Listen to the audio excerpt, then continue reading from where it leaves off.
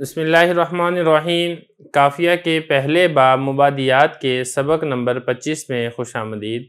गैर मुनसरिफ के असबाब हम पढ़ रहे हैं। आज के सबक में हम गैर मुनसरिफ का सबब अलिफ नून ज़ाइदतान को पढ़ेंगे। इबारत देख लें, फिर इसके बाद इसका तर्जुमा करेंगे और आखिर में इसकी तशरीह करेंगे। अल अलिफ वन नून इन कानता फी इस्मिन फशरतुहुल अलमियतु का इमराना औ सिफ़तिन फंतिफ़ाउ फ़अलाना वकील वजूद फ़अला वमिन सम्मा उख्तुलिफ़ फ़ी रहमाना दून सकराना व नदमाना। इबारत पढ़ दी है, इसका तर्जुमा देख लें, फिर इसकी तशरीह करते हैं।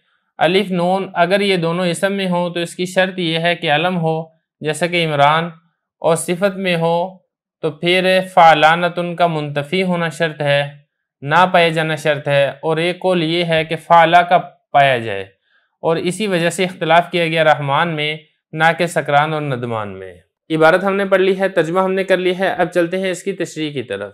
देखिए, यहाँ से अलिफ नून ज़ाइदतान को बताया जा रहा है। पहली बात तो अब ये समझिए कि अलिफ नून ज़ाइदतान होते क्या हैं और इसको अलिफ नून ज़ाइदतान कहते क्यों हैं।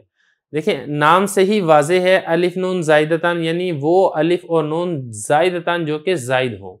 अब मतलब इसका क्या है? मतलब इसका यह है कि किसी लफ्ज़ के आखिर में अलिफ और नून आ जाते हैं और वो ज़ाइद होते हैं, यानी कि फ़ा ऐन लाम कलमा के मुकाबले में नहीं होते। जैसा कि यहाँ पे देखें, इमरान बरवज़न फ़िअलान, आखिर में अलिफ नून तो है लेकिन फ़ा ऐन लाम कलमा के मुकाबले में नहीं है। ये गैर मुनसरिफ का सबब बनेगा। किस वक्त सबब बनेगा? जब इसके अंदर शर्तें पाई जाएंगी। शर्तें कौन सी हैं हम उसको देख लेते हैं। देखिए, शर्तों से पहली बात जो समझने की है वो ये है कि अलिफ नून ज़ाइदतान या तो इसमें जामिद में होंगे या सीगा सिफत के अंदर होंगे। सीगा सिफत किसको कहते हैं? जो वस्वी माना के ऊपर दलालत कर रही हो। और इसमें जामिद क्या है? जो किसी ठोस चीज़ का नाम हो। अगर तो इसमें जामिद में है तो फिर शर्त यह है कि वो किसी का नाम होना चाहिए। अगर किसी का नाम होगा तो फिर वो गैर मुनसिफ का सबब बनेगा। अगर किसी का नाम नहीं है तो वो गैर मुनसिफ का सबब नहीं बनेगा। यही हजरत ने फरमाया, अल अलिफ व नून इन कानता फी इस्मिन, अलिफ और नून अगर इसम में हो फशरत हो तो फिर उसकी शर्त ये है। किसकी शर्त? ये जो हु ज़मीर है, ये हु ज़मीर लौट रही है इस अलिफ नून की तरफ। शर्त ये अल अलमियत, अलम होना चाहिए, जैसा कि इमरान।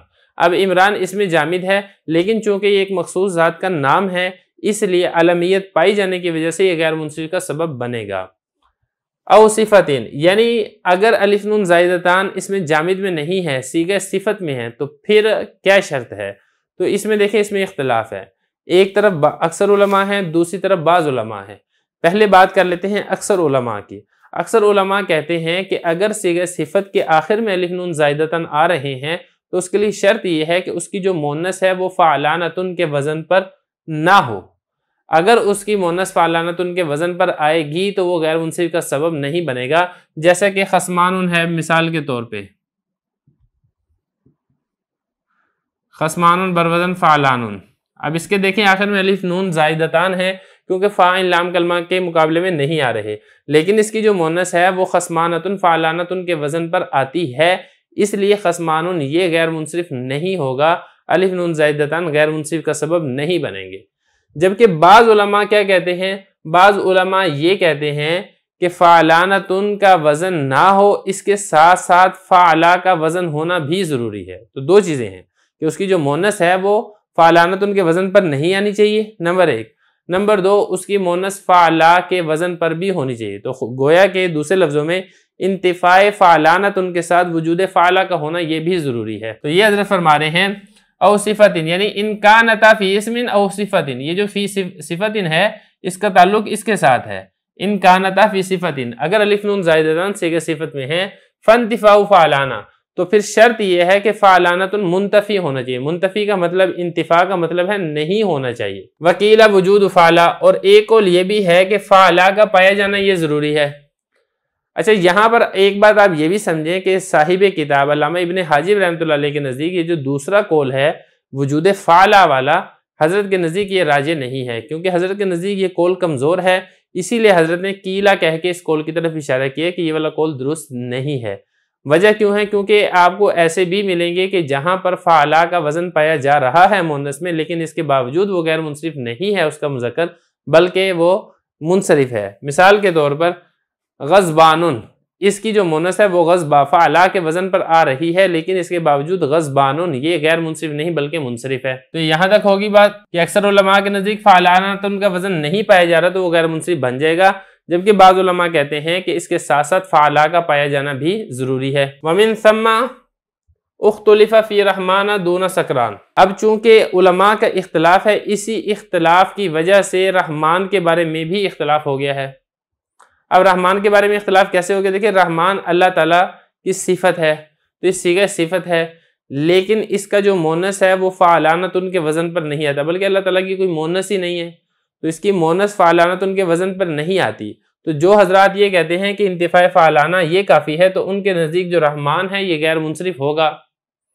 लेकिन जो हजरात ये कहते हैं कि इसकी मोनस फ़अला के वज़न पर आनी चाहिए, उनके नज़दीक चूँकि रहमान की मोनस फ़अला के वज़न पर नहीं आती, इसलिए रहमान को मुनसरिफ पढ़ा जाएगा, गैर मुनसरिफ नहीं पढ़ा जाएगा। फ़अला के वज़न पर क्या आनी है? इसकी तो मोनस सिरे से आती ही नहीं है।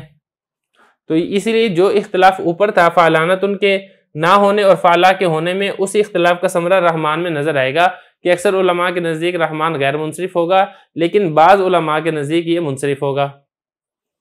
अलबच्चा जो दूसरी मिसाल है सकरान, ये बिल इत्तिफाक गैर मुनसरिफ है, इसलिए कि जो इसकी मोनस है वो सकरा बरवज़न फ़अला आती है।